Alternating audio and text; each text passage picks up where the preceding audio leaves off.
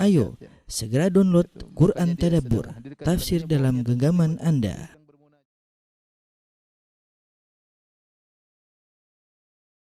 Bismillahirrahmanirrahim. Assalamualaikum warahmatullahi wabarakatuh. Alhamdulillahi ala ihsanih wa syukru lahu ala taufiqihi wa amtinanih wa asyhadu an la ilaha illallah wahdahu la syarika lahu ta'ziman li sya'ni wa asyhadu anna Muhammadan abduhu wa rasuluhu da'ila ridwanih. Allahumma salli alaihi wa ala alihi wa ashabihi wa ikhwani. Para ikhwan dan akhwat, para jamaah Masjid Tarbiyah Cilandak yang dirahmati oleh Allah Subhanahu wa taala. Kita lanjutkan bahasan kita tentang sirah Nabi sallallahu alaihi wasallam dan kita sekarang masih menuju ke perang Khandaq. Perang Khandaq terjadi pada tahun 5 Hijriyah. Dan pada pertemuan terakhir kita sudah jelas tentang pernikahan Nabi dengan Ummu Salamah dan itu terjadi di tahun 4 Hijriyah. Ada satu peristiwa sebelum kita menyampaikan tentang kisah pernikahan Nabi sallallahu alaihi wasallam dengan Zainab binti Jahsh. Ada peristiwa terjadi yaitu di bulan Rabiul Awal tahun 5 Hijriyah. Kita masuk pada tahun 5 Hijriyah tentang Ghazwat Daumatil Jandal, perang Daumatil Jandal ya. Daumatil Jandal adalah suatu kota yang terletak di sebelah utara kota Madinah, yaitu menuju ke negeri Syam. Jadi kalau kita berjalan dari Madinah kemudian menuju ke utara akan melewati Khaybar, setelah melewati Khaybar akan melewat Tabuk ya. Tabuk itu sudah sekitar 700 kilo dari kota Madinah. Sebelah kanannya ada Daumatul Jandal yang mungkin kira-kira jaraknya dari kota Madinah sekitar 800 km kira-kira ya. Dan inilah perjalanan perang yang terjauh yang pertama kali dilakukan oleh Nabi sallallahu alaihi wasallam dan para sahabat. Dan ketika itu Nabi juga ikut keluar ya, Nabi juga ikut keluar ya.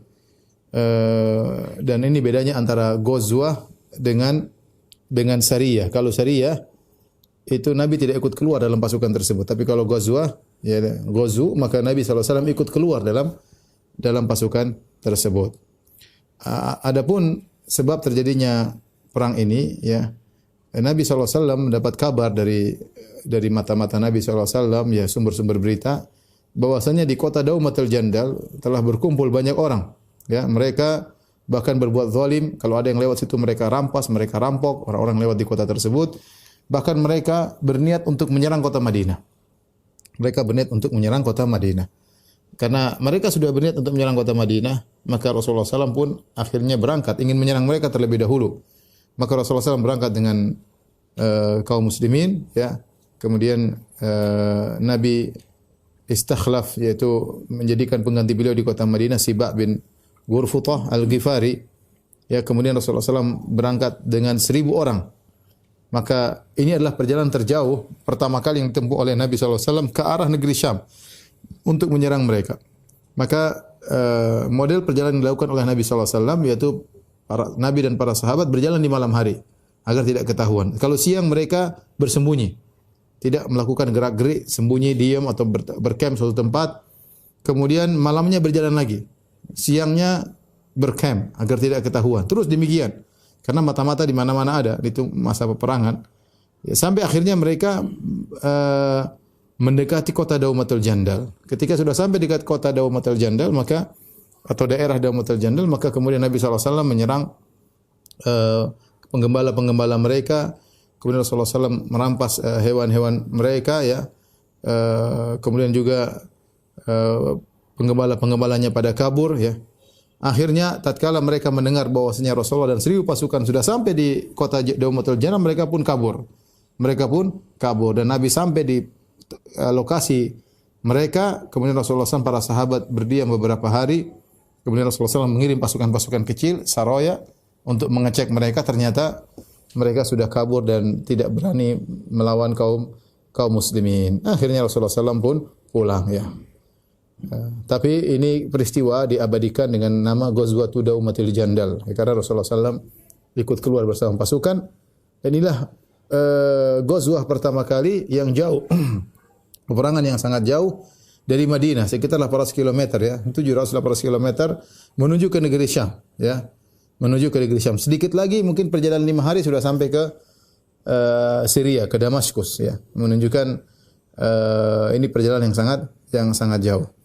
kemudian juga menggentarkan mereka orang-orang yang sampai jauh ingin menyerang kota Madinah menjadi gentar karena ternyata pasukan kaum muslimin sampai di sana. Ini membuat kabilah-kabilah lain yang kecil-kecil ingin menyerang berpikir 2 kali atau berpikir 1000 kali, karena kalau sampai kabar mereka ingin menyerang kota Madinah, bisa jadi Rasulullah SAW dan para sahabat datangi mereka dahulu sebelum mereka menyerang kota Madinah. Kemudian juga ini latihan, latihan berjalan jauh dengan strategi yang tidak mereka lakukan sebelumnya. Itu berjalan di malam hari, siang istirahat. Berjalan di malam hari, siang istirahat. Ya, dan ini tidak pernah dilakukan sebelumnya. Baru dipraktikkan oleh Nabi dan para sahabat ketika itu. Dan ini adalah latihan-latihan yang akhirnya menjadikan negeri Islam menjadi negara yang tersebar dan luas, ya. Taib. Setelah ini kita akan bahas tentang pernikahan Rasulullah sallallahu alaihi wasallam dengan Zainab bintu Jahsyin radhiyallahu taala anha, dan juga tentang peristiwa turunnya al-hijab, ayat hijab. Zainab bintu Jahsyin dialah Ummul Mukminin, ya, yang bernama Zainab bintu Jahsyin bin Ri'ab al-Asadiyah, dan dialah saudari dari Abdullah bin Jahsyin. Abdullah bin Jahsyin yang meninggal dalam perang Uhud, yang berdoa kepada Allah, ya Allah, aku bermohon kepada Engkau jika tiba perang Uhud, temukanlah aku dengan orang yang bengis, yang kejam, kemudian dia membelah perutku, ya, kemudian dia menghancurkan tubuhku. Nanti kalau aku bertemu dengan engkau akan bertanya kepadaku, kenapa kau terbunuh? Maka aku akan katakan, aku terbunuh karena engkau, ya Allah. Dan kemudian dikabulkan oleh Allah. Abdullah bin Jahsyin ketemu dengan musuh yang sangat bengis, maka dia dibunuh, kemudian badannya dipotong-potong. Itulah Abdullah bin Jahsyin, ya, Abdullah bin Jahsyin. Kemudian mereka juga punya saudara namanya Ubaidillah bin Jahsyin.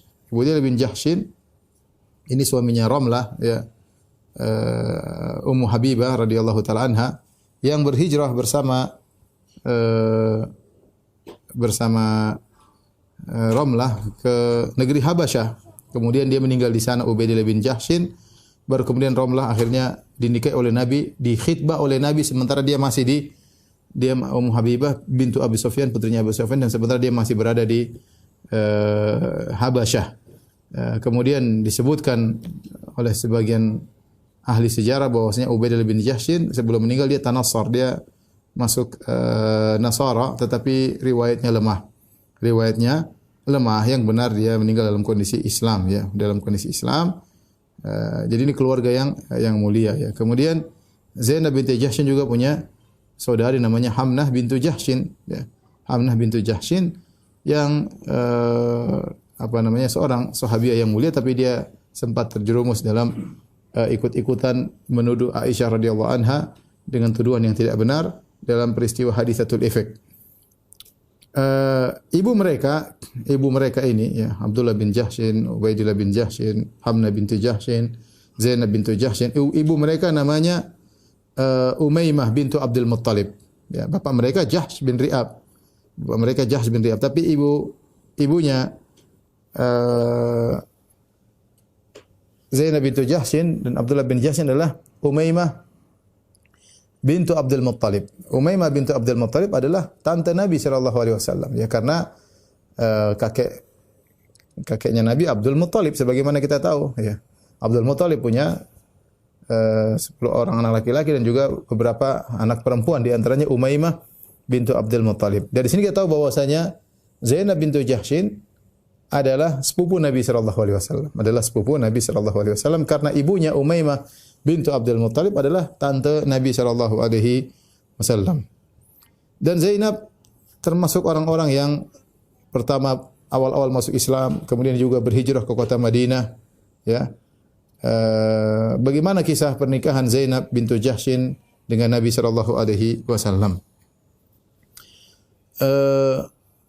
Para pemirsa yang dirahmati oleh Allah Subhanahu wa taala, sebelum Zainab menikah dengan Nabi sallallahu alaihi wasallam, Zainab bintu Jahsyin menikah dengan maulanya Nabi sallallahu alaihi wasallam. Maula itu adalah budak Nabi yang Nabi bebaskan, Nabi merdekakan. Namanya maula Rasulullah, yaitu disebut maulanya fulan. Maulanya fulan bisa artinya budak, bisa jadi artinya orang yang dibebaskan, ya, oleh dia. Dahulunya budak kemudian dimerdekakan. Kita tahu tentang Zaid bin Harithah. Zaid bin Harithah adalah budak yang dibeli oleh Hakim bin Hizam, kemudian dihadiahkan kepada Khadijah bintu Khuwailid, istrinya Nabi SAW. Kemudian akhirnya Khadijah menghadiahkan Zaid bin Harithah kepada Nabi SAW. Zaid bin Harithah bin Syarahbil. Kemudian Nabi sangat sayang kepada Zaid bin Harithah sampai akhirnya Nabi mengangkat dia sebagai seorang anak. Dan Zaid bin Harithah dikenal dengan Zaid bin Muhammad. Orang-orang mengenalnya dengan Zaid bin Muhammad. Apa kata Ibnu Umar radhiyallahu ta'ala anhuma dalam Sahih Bukhari, Sahih Muslim, "Ma kunna nad'u Zaid bin Harithah illa Zaid bin Muhammad." Kami dahulu tidak memanggil Zaid bin Harithah, bapaknya Harithah bin Syurahbil, tapi kami manggil Zaid bin Muhammad.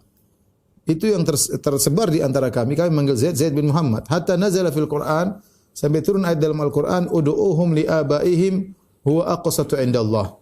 Serulah mereka dengan nama-nama ayah mereka, itu lebih adil di sisi Allah.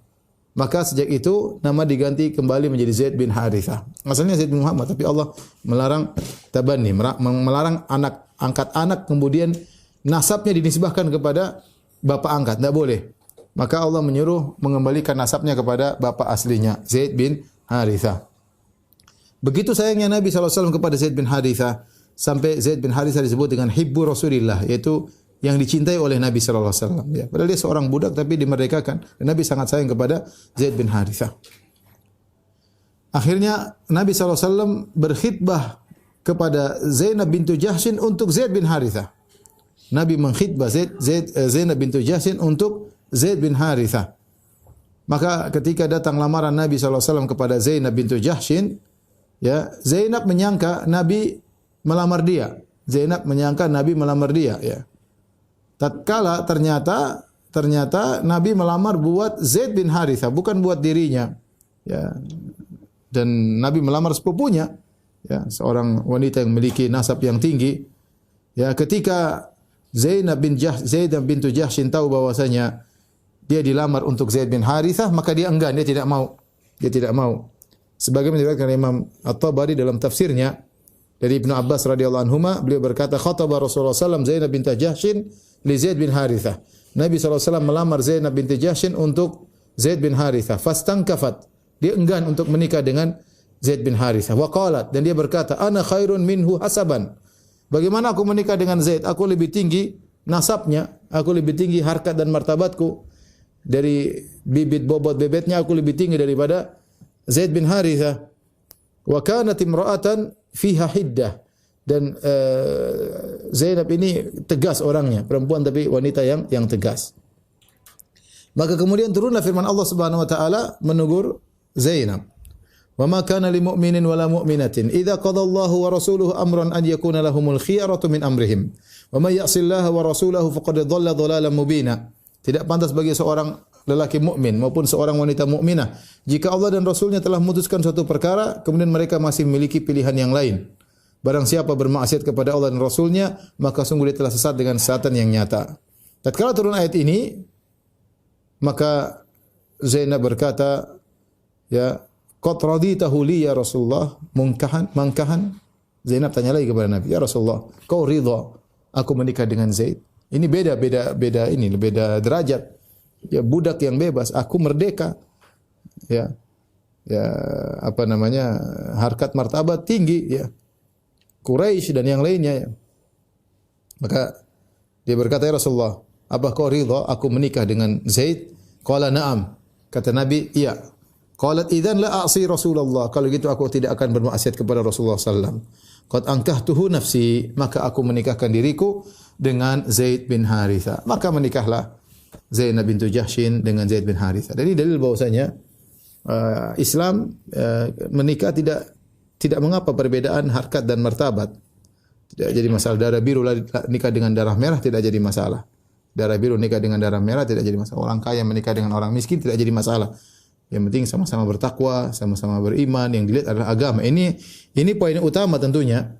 Ya, tetapi para ulama menyebutkan tentang masalah kufu. Ya, sekufu buat apa? Agar perjalanan pernikahan bisa berjalan dengan baik. Karena tujuannya di pernikahan adalah mawaddah dan rahmah.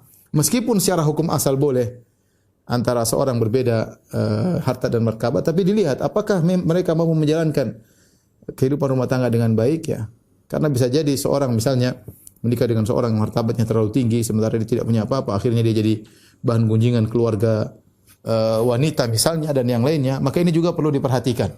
Kalau seandainya halangan-halangan ini tidak ada, maka hukum asalnya menikah dengan orang yang berbeda harkat dan martabat selama beriman, maka tidak jadi masalah. Sebagaimana Zaid menikah dengan Zainab bintu Jahsyin yang tentu berbeda antara kedudukan Zainab dengan Zaid bin Harithah.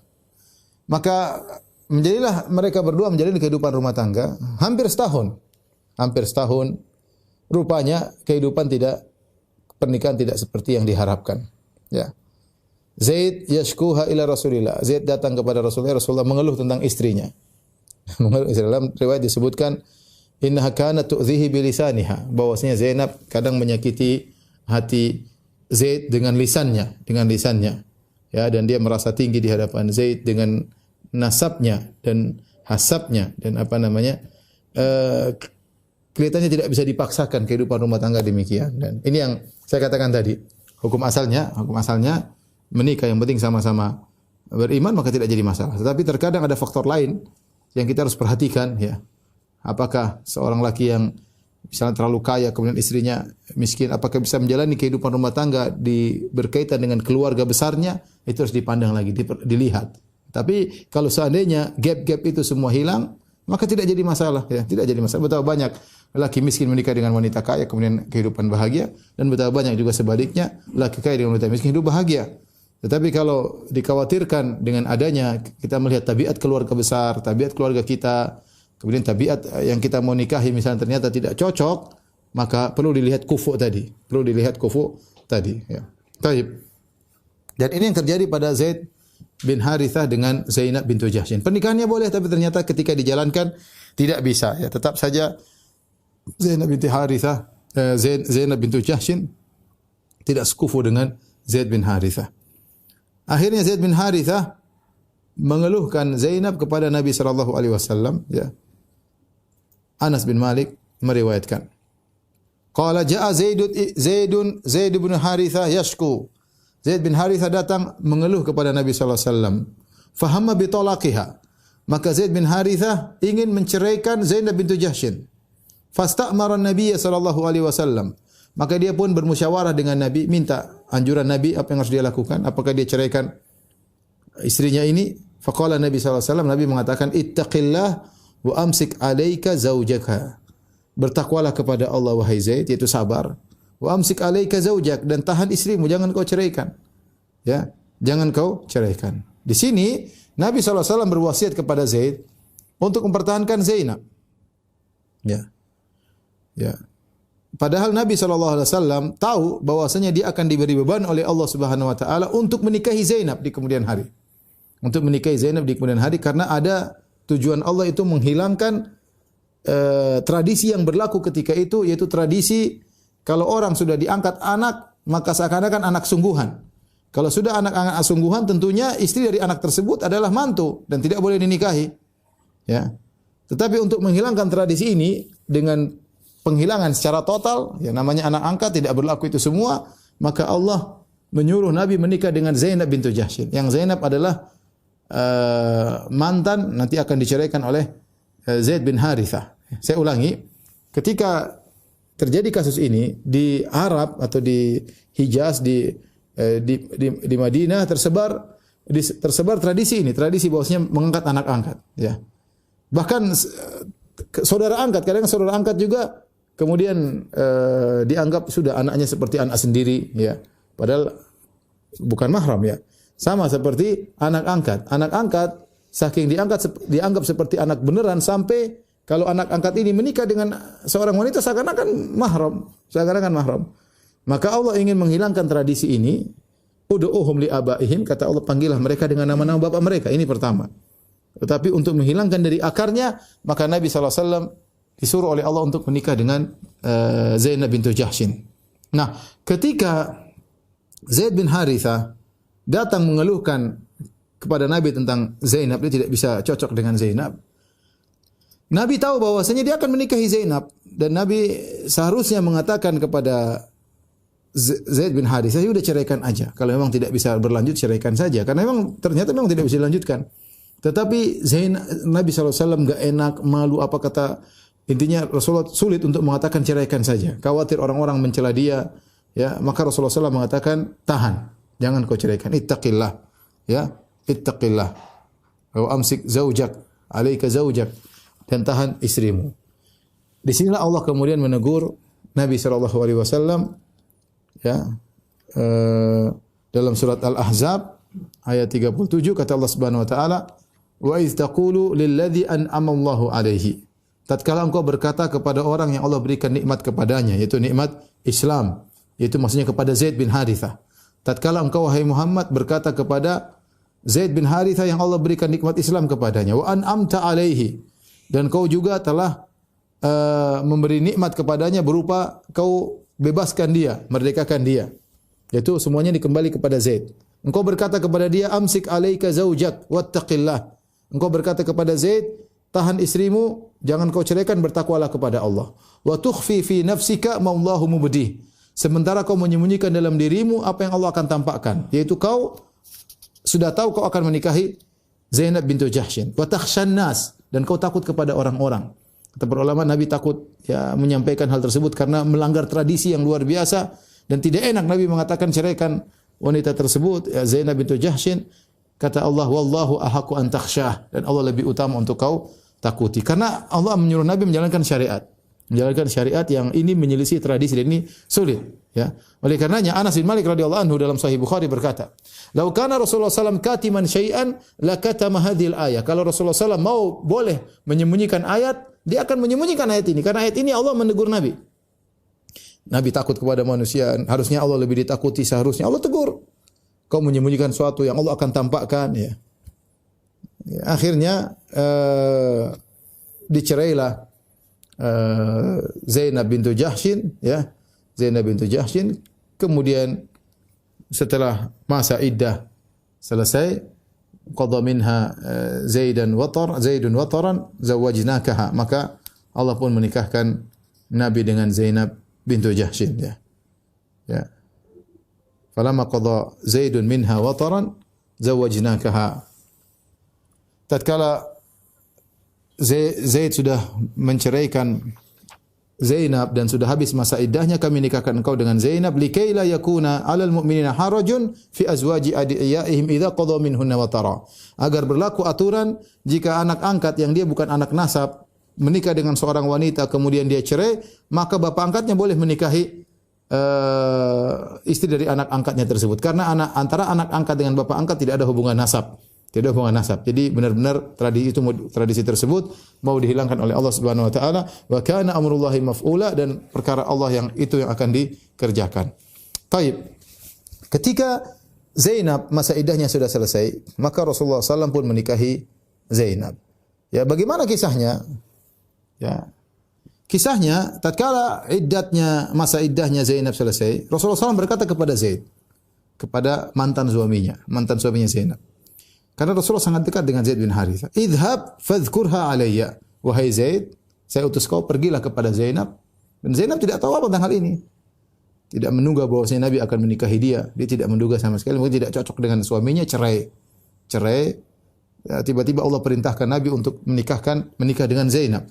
Maka kata Nabi kepada Zaid, idhab fadhkurha alayya. Wahai Zaid, pergilah kau kepada Zainab dan lamarlah untukku. Zaid berjalan, fantalaqa hatta ataha. Kata Anas bin Malik, Zaid pun berjalan menuju bekas istrinya, mantan istrinya Zainab. Mau dia lamar untuk Nabi SAW. Dahulu Nabi lamar buat dia, sekarang dia mau lamar buat Nabi SAW. Wahya tukhammiru ajinaha. Sementara Zainab, ini belum turun ayat hijab, ya. Zainab sedang mengolah adonan rotinya, mengolah. Apa kata Zaid? Falamma ra'aituha 'azumat fi sadri. Tatkala aku melihat Zainab, sudah lama tidak melihat, ini masa iddah sudah selesai, mungkin 3 bulan lama. Ketemu lagi, ya. Tatkala aku melihat Zainab, kata Zaid, 'azumat fi sadri, maka aku merasa sangat karismatik di mataku. Aku sangat menghormati dia. Hatta ma astati'u an anzura ilaihi, sampai aku tidak mampu untuk melihat Zainab. Kenapa? Karena Zaid tahu ini bakalan dinikahi oleh Rasulullah sallallahu alaihi wasallam. Ini bakalan jadi ummul mukminin. Padahal tadi bekas istrinya. Tapi karena dia tahu ini bakalan dinikahi oleh Nabi sallallahu alaihi wasallam, maka dia pun memandang Zainab dengan penuh penghormatan sampai aku tidak mampu melihatnya, kata Zaid. Ya. Anna Rasulullah sallallahu dzakara, karena Rasulullah sallallahu sudah melamar dia. Fa wallaituha dhahri wa nakastu ala akhibihi. Maka aku pun balik badanku. Jadi dia tidak ingin lihat, dia berjalan mundur. Ya. Jadi jalan mundur menuju Zainab. Dia tadi begini, dia balik, kemudian dia jalan mundur menuju Zainab karena ingin bicara dengan Zainab. Maka dia berkata, "Ya Zainab, wahai Zainab, abshiri arsalani Rasulullah sallam yadhkuruki." Bergembiralah wahai Zainab, Rasulullah mengutusku untuk melamarmu, mengkhidbahmu. Apa kata Zainab? Dia lagi bikin adonan roti. Dia berkata, "Ma ana bisani'atin syai'an hatta u'amira Rabbi azza wa jalla." Aku tidak akan beri keputusan sama sekali sampai aku istikharah dulu. Luar biasa. Wanita salehah, ya. Tunggu dulu, saya mau istikharah, kata dia. Faqamat ila masjidiha, maka dia pun pergi ke tempat biasa dia salat di rumahnya, disebut dengan masjid rumah, musalla rumah. Itu tempat yang biasa untuk dijadikan salat, disebut dengan musalla atau masjid rumah. Bukan masjid, tapi tempat yang biasa digunakan untuk salat. Maka dia pun salat, minta petunjuk kepada Allah Subhanahu wa taala. Maka turunlah firman Allah Subhanahu wa taala, "Falamma qada Zaidun minha wataran zawwajnakaha." Tatkala masa iddah dari Zainab sudah selesai dan segala urusan antara Zaid dengan Zainab sudah selesai, zawwajnakaha, kami pun menikahkan engkau dengannya, ya. Jadi yang menikahkan Nabi dengan Zainab adalah Allah Subhanahu wa taala. Allah Subhanahu wa taala. Ya. Oleh karenanya, setelah turun ayat ini, Nabi SAW langsung bertemu dengan Zainab tanpa izin-izin lagi. Sudah selesai, Allah sudah nikahkan. Tidak pakai wali-wali, tidak pakai macam-macam, langsung nikahkan langsung. Makanya Zainab radhiyallahu anha, Zainab bintu Jahsyin, kadang berbangga di hadapan istri-istri Nabi yang lain. Zainab berkata, zawwajakunna ahalikunna wa zawwajani Allah taala min fawqi sab'i samawat. Apa kata Zainab bintu Jahsyin? Ini perkataan Zainab dalam Sahih Bukhari. Dia berkata, ya, dalam bab wa kana arsyuhu 'alal ma', ya, dalam kitab tauhid, dalam bab bahwasanya arsy Allah di atas air. Zainab berkata kepada istri-istri Nabi yang lain, "Kalian wahai istri-istri Nabi, kalian dinikahkan oleh keluarga kalian, wali-wali kalian. Entah bapak, entah kakak, entah apa, pokoknya keluarga kalian menikahkan kalian. Adapun aku, zawwajani Allah taala, Allah menikahkan aku langsung min fawqi sab'i samawat, di atas langit yang 7." Akidah, ya, akidah maksudnya Allah di atas langit. Ya, dan ini dibanggakan oleh Zainab bintu Jahsyin radhiyallahu taala anha, ya.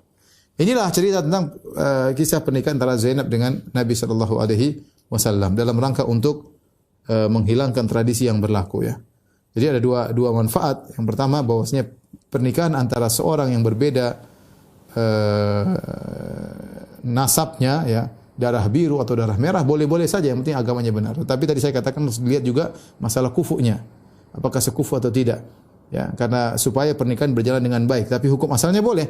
Hukum asalnya boleh. Yang kedua dalam rangka untuk menghilangkan tradisi yang sedang berjalan di masyarakat dengan Allah menyuruh Nabi SAW menikah dengan bekas istri atau bekas istri anak-anak angkatnya.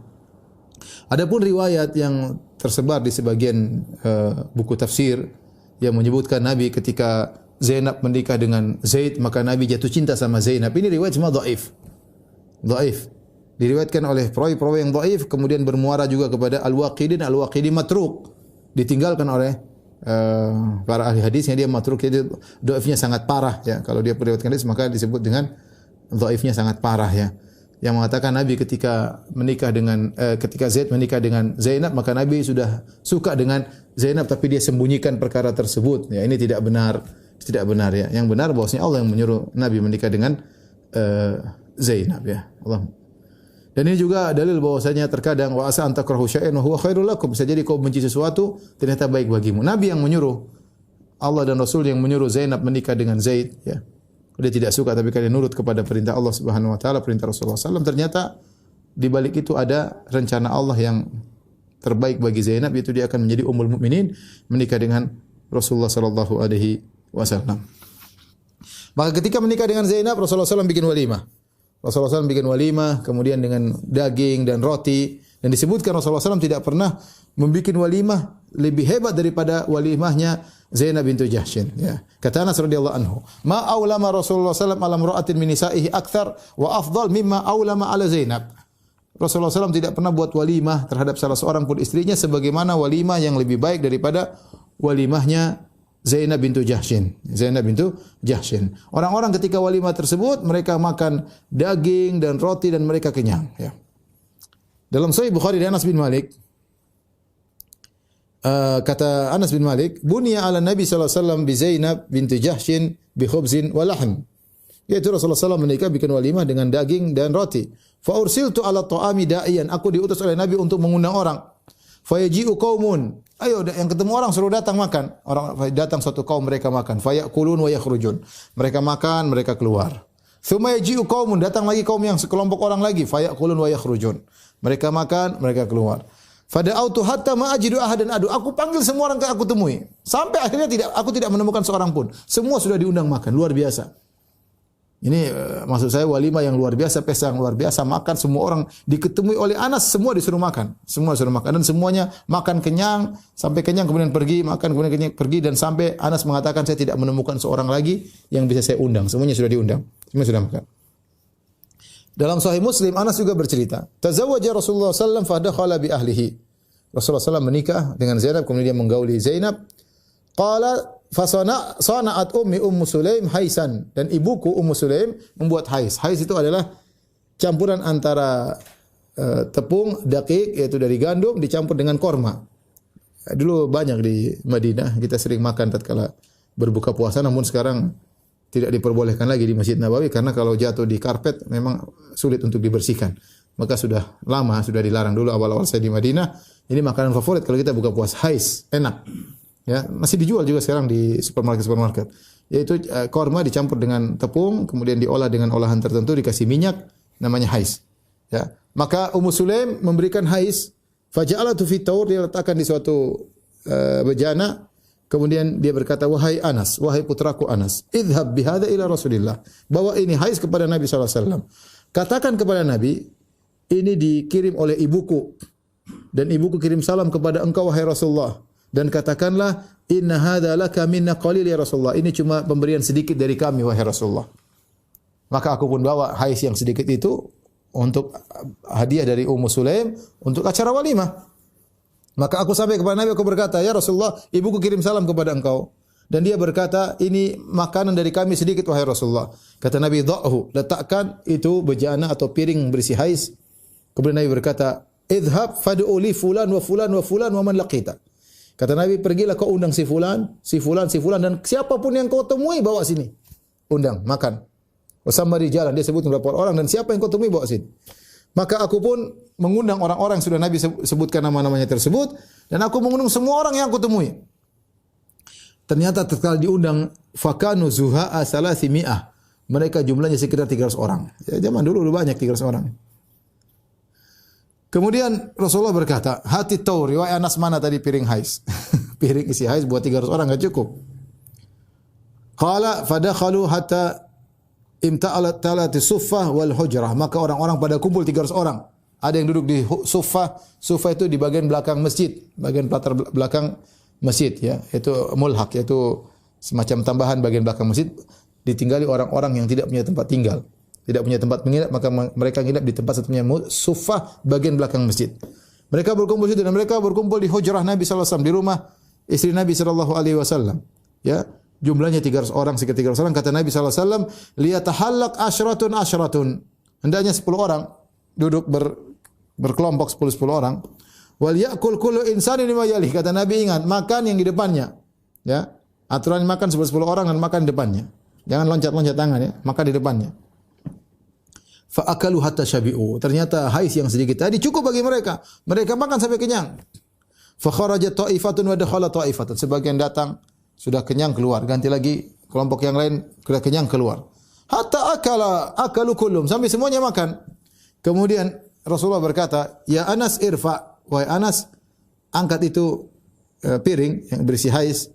Kata Anas, "Fama adri hina wada'tu kana akthar am hina rafa'tu." Aku tidak tahu. Aku lihat haiznya lebih banyak mana.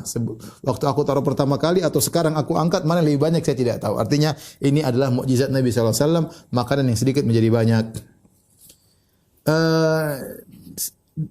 Kemudian terjadi juga peristiwa turunnya ayat yang memerintahkan istri Nabi untuk berhijab. Disebutkan ya, ketika mereka datang makan bersama Nabi sallallahu alaihi wasallam, ya, sebagian sudah pergi, sebagian orang masih tetap di situ, ngobrol-ngobrol, yatahaddatsun, mereka ngobrol-ngobrol, sebagian sahabat ngobrol di rumah Nabi sallallahu alaihi wasallam. Rasulullah SAW duduk menunggu mereka. Sementara istrinya balik muka, enggak mau dilihat oleh mereka. Malulah ini perempuan, kemudian dia balik ngobrol, ya. Dia menghadapkan wajahnya ke tembok, ya. Waktu itu belum turun ayat hijab. Maka Rasulullah SAW merasa berat menghadapi sahabat-sahabat, ya. Maka Nabi SAW keluar dari rumah. Kemudian Nabi balik. Maksudnya Nabi keluar supaya mereka keluar juga. Nabi mau bilang, keluar kalian. Nabi pemalu. Ya, Rasulullah pemalu. Rasulullah SAW enggak bisa bilang, keluar kalian. Rasulullah SAW kasih syarat saja. Beliau keluar. Sebentar balik lagi. Ternyata masih di situ orang-orang. Mereka masih ngobrol. Rasulullah SAW bingung. Gimana caranya? Ya. Kemudian Rasulullah SAW bikin kondisi seakan-akan dia mau berdiri. Pergi keluar. Tapi mereka tidak juga berdiri. Meninggalkan rumah. Sebagian mereka sadar, oh, kayaknya kita harus pulang. Sebagian mereka keluar, sebagian mereka masih tetap ngobrol. Masih tetap ngobrol. Akhirnya Rasulullah SAW keluar, ya. Rasulullah ingin mereka, ini privasi Nabi SAW, sudah cukup makan-makan, jangan terus berkelanjutan. Ya, Rasulullah SAW ingin sama istrinya, ingin ngobrol sama istrinya, atau privasi yang lain. Akhirnya Rasulullah SAW pergi menjenguk istrinya yang lain. Dia pergi kepada istrinya Aisyah radhiyallahu anha. Kemudian Rasulullah berkata, "Assalamualaikum ahlal bait wa rahmatullah." Assalamualaikum wahai istriku. Waalaikumsalam, kata Aisyah radhiyallahu taala anha. Kaifa wajadta ahlak? Bagaimana kau dapati suamimu? Barakallahu lak. Ya, fataqarra Rasulullah sallallahu alaihi wasallam, maka dia memuji, dia mengatakan semoga Allah memberkahi engkau ya Rasulullah, maka Rasulullah pun gembira, ya, karena ternyata Aisyah memuji Nabi sallallahu alaihi wasallam atau mendoakan Nabi sallallahu alaihi wasallam. Kemudian Rasulullah pun pergi ke istri satu-satu. Mendatangi untuk balik lagi ke rumahnya tadi, datang satu-satu dan semuanya menjawab dengan jawaban yang sama, ya. Kemudian Rasulullah SAW balik ke rumahnya, yang situ ada Zainab. Ternyata masih ada dua orang di situ ngobrol. Tatkala Rasulullah SAW melihat dua orang itu masih ada, Rasulullah SAW pergi lagi, ya. Rasulullah SAW malu, ya. Ketika dua orang ini melihat Nabi datang lagi, ya, pergi dari rumahnya, ya, maka mereka pun segera pergi. Nabi baru datang, lihat dua orang masih, Nabi pergi lagi, maka mereka pun segera keluar. Akhirnya Anas bin Malik radhiyallahu ta'ala anhu masuk ke dalam rumah bersama Nabi sallallahu alaihi wasallam, karena Anas punya hubungan dekat dengan Nabi, dia khadim Rasulullah sallallahu alaihi wasallam, membantu Rasulullah sallallahu alaihi wasallam. Maka kemudian Rasulullah SAW pasang sitar antara Anas dengan Zainab, ya, maka turunlah ayat hijab. Ayat hijab tersebut yaitu, ya ayyuhalladzina amanu la tadkhulu buyutan nabi illa an yu'dzana lakum. Wahai orang yang beriman, ya, janganlah kalian masuk ke rumah-rumah Nabi kecuali kalian diizinkan. Ila ta'amin ghairi nadhirin, kalian diizinkan untuk makan di rumah Nabi tanpa harus menunggu masak, ya. Sudah kalau waktunya masak baru makan, jangan sejak datang, sejak dimasak sudah duduk ngobrol dan seterusnya. Walakin idza du'itum fadkhulu, kalau kalian diundang maka datang. Fa idza ta'imtum, kalau kalian selesai makan, fantashiru, pergilah kalian, jangan duduk di situ terus. Wala musta'nisina li hadis, jangan kemudian ngobrol-ngobrol terus, ya. Inna dzalikum kana yu'dhin nabiyya sallallahu alaihi wasallam fayastahyi minkum. Inna dzalikum kana yu'dhin nabiyya fayastahyi minkum. Perbuatan kalian itu setelah makan masih ngobrol-ngobrol mengganggu Nabi sallallahu alaihi wasallam, dan Nabi malu kepada kalian. Wallahu la yastahi minal haq. Adapun Allah tidak malu untuk menyampaikan kebenaran. Wa idza sa'altumuhunna mata'an. Turun ayat ini. Kalau kalian minta kepada istri-istri Nabi suatu barang, suatu perkara, ada keperluan sama istri-istri Nabi, fas'aluhunna mi wara'i hijab, maka mintalah kepada istri Nabi di balik hijab. Dzalikum atharu liqulubikum wa qulubihin. Dan itu lebih suci bagi hati-hati kalian dan hati-hati istri-istri Nabi sallallahu alaihi wasallam. Dan ini dalil bahwasanya masing-masing orang punya privasi. Kalau kita bertamu harus tahu diri. Ya, kalau tamu kita sudah kelihatan gelisah, berarti dia pingin kita pulang, ya. Jangan husnudzon, enggak, dia masih pingin ngobrol. Waktunya pulang-pulang, ya. Kalau tamunya sudah ngobrol, udah mulai ngantuk, mulai baring begini, kita masih ngobrol terus, ya salah. Sudah saatnya berarti tamu ini ingin istirahat, tuan rumah ingin istirahat. Ya, kemudian kita tidak pulang-pulang, ini tentu kurang adab ya, karena masing-masing orang punya privasi. Kita punya waktu, dia juga punya waktu untuk keluarganya, maka secukupnya kemudian kita minta izin pulang. Ya. Sampai Allah turunkan ayat tentang adab seperti ini. Taib, para pemirsa yang dirahmati Allah Subhanahu Wa Taala. Sebelum turun ayat hijab, Umar bin Khattab radhiyallahu taala anhu adalah salah seorang sahabat yang pingin turun ayat hijab. Makanya disebutkan di antara karomahnya Umar bin Khattab, beberapa idenya disetujui oleh Allah Subhanahu Wa Taala. Beberapa idenya disetujui oleh Allah. Di antaranya ide tentang turun ayat hijab. Ya, Umar berkata, ya Rasulullah, yadkhulu alaikal bar wal fajir. Sebelum turun ayat ini Umar pernah berkata, wahai Rasulullah, sungguhnya masuk menemuimu ada orang baik, ada orang buruk. Falau amarta ummahatil mu'minin bil hijab, seandainya istrimu disuruh berhijab, berhijab, ya, maka turunlah ayat hijab, ya. Dalam riwayat yang lain disebutkan bahwasanya istri-istri Nabi kunna yakhrujna bil lail idza tabarrazna ila al manasi' wa huwa sa'id afyah. Dahulu istri Nabi sebelum dibuat toilet sekitar rumah, mereka kalau buang hajat, mereka pergi ke manasik, tempat yang agak jauh, yang terbuka, yang agak rendah untuk buang hajat. Ya. Umar berkata kepada Nabi, "Ihjib nisa'ak." Ya Rasulullah, suruh istri-istrimu untuk berhijab. Falam yakun Rasulullah SAW yaf'al, tapi Rasulullah SAW tidak menjalankan karena belum ada perintah dari Allah Subhanahu wa taala. Sampai satu hari keluarlah Saudah bintu Zam'ah, Saudah istri Nabi sallallahu alaihi wasallam, keluar pingin buang hajat, ya. Dan dia seorang wanita yang tinggi. Meskipun di malam hari, maka Umar teriak, "Ala qad arafnaki ya Saudah." Wahai Saudah, saya tahu itu engkau, ya. Buat apa Umar mengatakan demikian? Maksudnya agar Nabi menyuruh istrinya berhijab. Artinya Umar tidak ingin istri Nabi lihat orang. Umar tidak ingin istri Nabi SAW dilihat orang. Karena Umar tahu bagaimana kehormatan Rasulullah SAW. Tapi Rasulullah SAW tidak bisa mewajibkan hijab. Karena belum turun ayat hijab. Sampai akhirnya ketika Umar berapa kali mengatakan demikian, turunlah ayat hijab. Demikian juga dalam riwayat yang lain disebutkan suatu hari Rasulullah SAW makan bersama Aisyah, makan hais, ya. Di suatu tempat ya. Famarra Umar, maka Umar pun dipanggil oleh Nabi. Umar lagi lewat, maka Nabi ayo makan bareng. Makanlah Umar bersama, ada Nabi, ada Aisyah, ada Umar. Kemudian jari Umar menyentuh jari Aisyah radhiyallahu anha. Maka Umar berkata his, artinya Umar tidak sengaja, dia tidak ingin menyentuh. Ya, kemudian dia berkata, "Lau uta'ifikunna ma ra'atkunna ainun." Ya, kalau seandainya saya ditaati tentang kalian, saya ingin tidak seorang pun mata bisa melihat kalian. Artinya ingin dihijab oleh Umar. Kemudian turun ayat hijab, dan ini di antara Allah menyetujui ide Umar bin Khattab radhiyallahu ta'ala anhu. Tapi bagaimana Zainab bintu Jahsy? Zainab bintu Jahsy adalah seorang wanita mulia, seorang wanita yang disayang oleh Nabi sallallahu alaihi wasallam, begitu disayang oleh Nabi sallallahu sampai Aisyah radhiyallahu taala anha berkata, "Wa hiya allati kanat tusamini." Dialah istri Nabi yang menyayangiku dalam kasih sayang di sisi Nabi sallallahu alaihi wasallam. Kata Aisyah, "Walam ara imra'atan qad khairan fid din min Zainab." Aku tidak melihat seorang wanita pun yang paling baik dalam masalah agama seperti Zainab. Wa atqalillah, dia wanita yang paling bertakwa kepada Allah. Wa asdaqa haditsan, paling jujur dalam berkata. Wa awsala lirrahim, dia seorang yang paling menyambung silaturahmi. Wa a'dhama shadaqatan, dia orang yang paling dermawan, kata Zainab. Wa ashadda ibtidalan li nafsiha fil amal alladhi tasaddaqa bihi. Dan dia seorang yang sederhana, ya, sampai dia tidak memakai benda-benda yang mewah, dia sedekahkan. Dia meskipun dia dalam kesederhanaannya. Ya, hanya satu kekurangannya, kata Aisyah radhiyallahu taala anha, ya, ma ada sauratin min haddin kanat fiha tusri'u minha al-fai'ah. Zainab orangnya tegas, gampang, kalau bahasa kita gampang marah tetapi gampang hilang. Gampang marah tapi marahnya tidak lama. Begitu marah sebentar kemudian hilang, ya. Kemudian hilang. Itu aja kekurangannya. Tapi dari sisi ketakwaan, dari kejujuran, silaturahmi, sedekah sangat luar biasa. Suatu hari Nabi SAW pernah berkata kepada istri-istrinya dalam Sahih Muslim. Kata Nabi, "Asra'ukunna lahaqan bi atwalukunna yadan."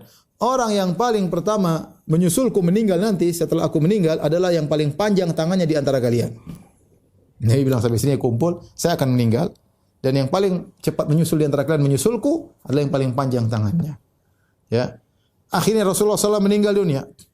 Setelah Rasulullah SAW meninggal dunia, para istri-istri Nabi kemudian ukuran tangan, ya, ukuran mana di antara tangan mereka yang paling panjang. Kadang mereka taruh tangan mereka di dinding, dan mereka ukur-ukuran. Mereka memandang zahir perkataan Nabi.